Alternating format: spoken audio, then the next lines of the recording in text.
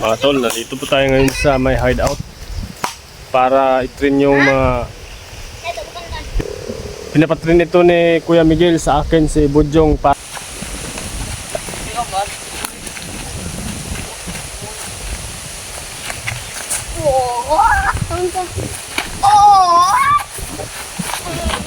Para mahasa dahil may nalalapit itong amateur doon sa may Mobo this coming December 27.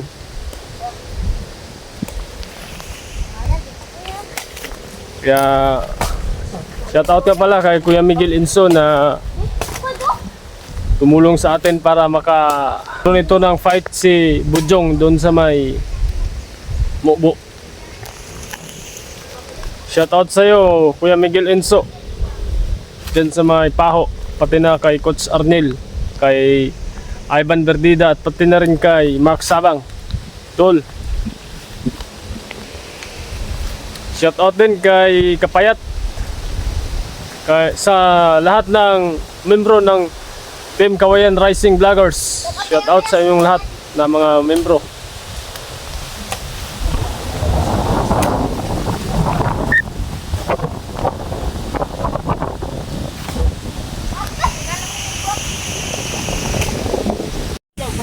Nandiyan na po mga tol, ay kasalukuyang binabalatan po nilang niyog para inumin ang sabaw nito dahil medyo napagod sila sa naganap na sparring kanina. Ulitin ko po, shoutout nga po pala sa lahat ng Team Kawayan Rising Vloggers, at shoutout din kay Kuya Miguel Inso, pati na kay Coach Arnel, kay Mark Sabang, at pati na rin kay Ivan Verdida.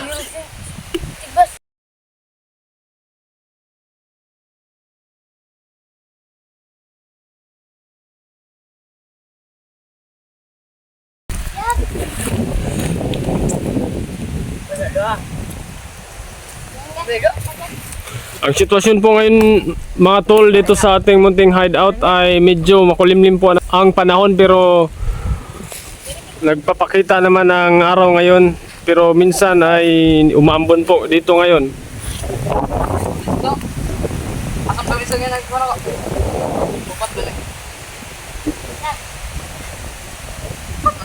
Ayun na po mga tol, ay kasalukuyang umiinom sila ng sabaw ng buko sapagkat medyo napagod po talaga sila sa nangyaring sparring kanina. Dahil pinapatrain po ito ni Kuya Miguel Inso si Budyong na kasalukuyang umiinom ng tubig ngayon sapagkat para sa nalalapit niya na amateur doon sa may Mobo ngayong December 27 kung matutuloy yan.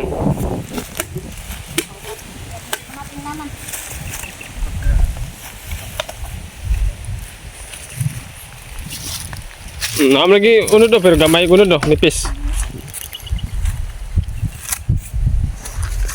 Ano mate?